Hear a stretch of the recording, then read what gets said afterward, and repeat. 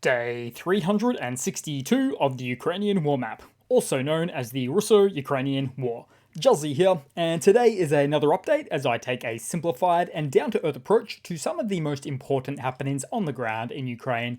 And as always, we'll head over to the Russian military losses, which are currently sitting on 143,680 Russian military personnel losses, for an addition of 820 in the past 24 hours. Then when we take a look at the hardware losses, so 6 tanks, 8 APVs, 7 artillery, and even 1 aircraft. Oh, and you'll also notice the 13 vehicles, which is a very typical daily number. So this is for the vehicles and fuel tankers. And I rarely mention this type of daily loss, but it is a very important piece in the puzzle as to why the second best army in the world, supposedly Russia, hasn't been as successful as was anticipated at the commencement of the war. Because, as they say, infantry wins battles, but logistics wins wars. And a key part of Ukraine's existing military doctrine for neutralizing the Russian army wholly includes one of their priorities as being to take out Russian logistical infrastructure and supply hubs. So there you have it. Then we'll move back to the map, and today we'll start out in the capital of Kiev. And this is really fresh, this news, just before I started recording. So earlier I noticed there were several motorcades with sirens this morning for Kiev in the area around the US Embassy. Now, guess who came to visit? That's right, US President Joe Biden. Now, the details are obviously early on this one, but he came and was walking around with Zelensky during some alarms, or sirens I should say, going off in what could only be considered a massive show of support on the international stage for the US towards Ukraine. I did not think this was going to happen, but wow. And we'll certainly get more information on that one as it comes out shortly as well. Then we'll move all around to the map, have a look at the Donbass. So we'll start out in the north, in the northern Donbass, which I'll just touch on for a second. So the most northern battles near Kupiansk remain a bit of a mystery. Very little information coming out of this region at the moment. It's clear that the operational silence is in effect, and another example of operational silence could be said for Crimea in the area as well. So if we just zoom all the way into here and we go back to the previous day, so you'll see there was a bit of a push, but it's not exactly what you think. For instance, there has, well, at least it shows a southwest push right here from the Ukrainian forces, but it's all in green. It's not recent news. So if it was to have happened in the last 24 hours, it would actually be a blue marking. But again, operational silence makes data come a little bit late. So the Ukrainian Forces North Command keeps things very close to the chest, unlike East and South Command, which is likely due to how they've chosen to operate, which is likely in turn due to the extreme fluidity of the situation on multiple northern axes of attack here. And then moving down on the map today, so you may remember I spoke about the settlement of Yahidne yesterday in the Bakhmut region, just to the north, as it showed some Russian gains there. Now, I didn't predict an outcome, except to say that the Ukrainian forces would absolutely concentrate artillery fire at this breakpoint, which when you look on the map, you switch between the days, you'll find that there has been a bit of a notable pushback from that salient point of the Russian forces, sending them back to where they came from.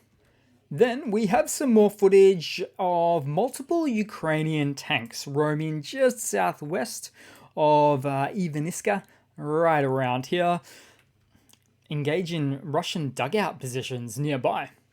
So this isn't any tank-on-tank action.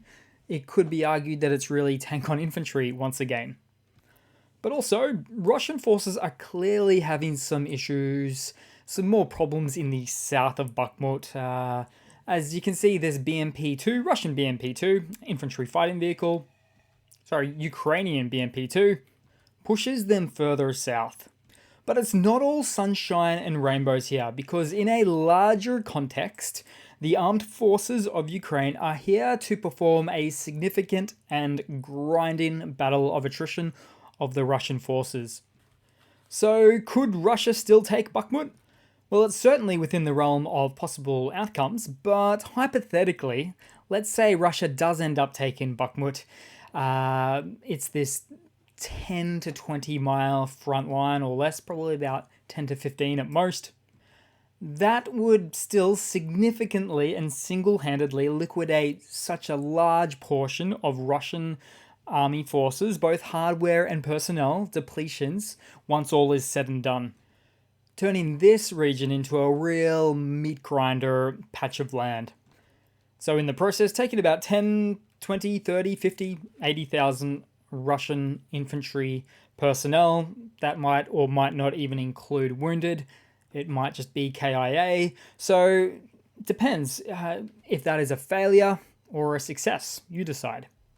Then we'll move across on the map to Volada. So really a place that's still the topic of the moment right now, where the Russian forces are starting to understand it's a literal minefield. That has in turn been causing all of their recent failed offensive attempts. And how do we know that they're starting to understand this?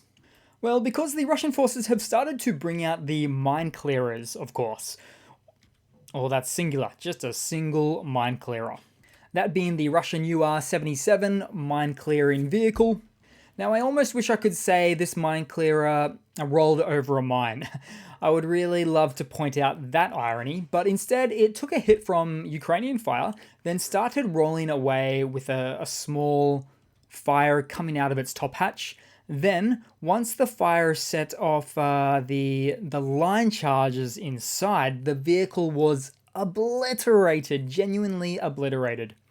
Actually, that does reek of irony. So the very thing designed to neutralize the mines took out the mine clearer itself. Now, this video is considered a bit too spicy for this platform, so instead I'll show you example footage of a UR-77 running a mine clearing exercise or test there, just to show you the tremendous power of these things. And if you're interested in today's footage of the mine clearer exploding from the inside out, well, feel free to check out my Patreon, but don't just join the Patreon for that single piece of footage that you'll see. Instead, only join if you're willing to support the small fry channel that I am, and if you believe in the purpose of what this channel represents, which will then help it grow as well.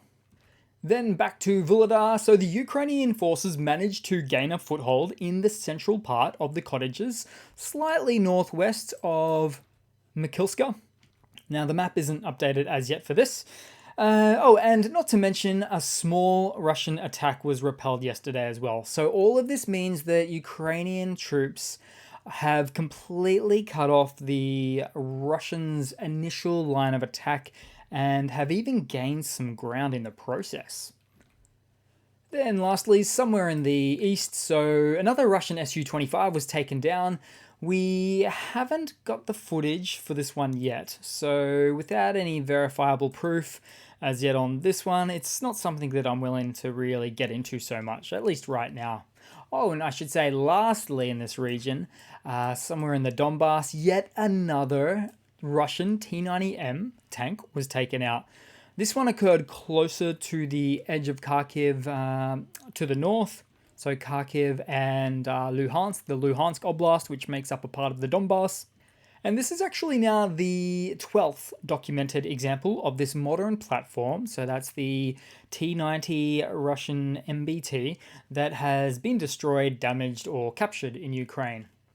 So now you might be asking yourself, the 12th, is this because the Russian T-90 tanks are invincible? No, we have a lot of resources to pull from now instead that suggest that Russia just doesn't have them in great numbers whatsoever. Far less than T-80s, then in turn far less than the T-72s, and of course far less than the T-62s. In fact, Russian call intercepts between soldier and soldier have shown time and time again that the infantry has never even seen one in the field, and they laugh at the prospect of even getting one. Then moving across on the map, today we'll move to the Kherson region where a Russian battery of 4 Mr. platforms were taken out by Ukrainian forces. So there were 3 Mr. S self-propelled howitzers, otherwise known as SPGs, and 1 Mr. B towed howitzer. In other words, 3 howitzers on a tank chassis and 1 that gets pulled along by a separate vehicle. So taking out 3 SPGs and 1 towed is actually pretty substantial. And all of this today occurred just outside of Raiska. There we go. So it's near, so this is in Russian occupied territory, obviously, just southwest of Nova Kakhovka. Then in some news today, so there's been quite the amount of news coming out lately about leaked information from the Russian Ministry of Defense showing that Russia is preparing to perform a renewed large wave aerial warfare assault with the use of their fighter jets. Because this worked so well for them 12 months ago at the start of the war, around the time this started all last year. Plenty of Su-35s of the Russian make were taken out. Now, interestingly, the leaks suggest Russia is aware that it could be highly attritional for their jet fleets or squadrons, but they still think it's worth giving it a red-hot go. Now, something like this really can't be verified, but this is just so dumb, it might actually be true. So, for instance, when Russia first engaged in aerial warfare in February and March last year, flying around the capital of Kiev, for instance, even with Ukraine's limited air defense capabilities back then, Ukraine was still taking down some of Russia's best 4th generation fighters left, right, and center. Now, I don't want to put too much stock into this until I still see a bit more evidence, but it has been making the rounds, this information, so it was worth a mention. But you know what? If true, that means someone is feeding to Putler himself that this is a good idea. Sure, whatever. Have at it, Hoss. Then in a bit of a Russian military mobilization blunder, so here we have today a mobilized Russian prisoner who was mobilized into the Russian contract Wagner private militia forces, who was since captured, said that he was enticed by Wagner promises. So promised the world lots of training, specifically told he wouldn't be sent to the meat grinder, which is something he seemed to have heard about just prior. He heard some rumors. He was also told he'd be only working as part of the border forces. So doing car searches safely by the border. And then, you guessed it, only to find out that he and his comrades were all being deceived. They were redesignated for the frontline assaults, and there were huge losses. He also said that he got 0 artillery support, and then he ends up being asked what he would like to say to his prisoner comrades thinking about joining the Russian forces. And he just says, "Don't come here. Don't go to Wagner. It's all lies." So that will have to be it for today, guys. My aim is really to pump out 4 to 6 videos per week and try to even do more, go up from there, of varying lengths. So thanks for all of your support in this endeavor, and I do hope to see all of you guys there on the next one. Cheers.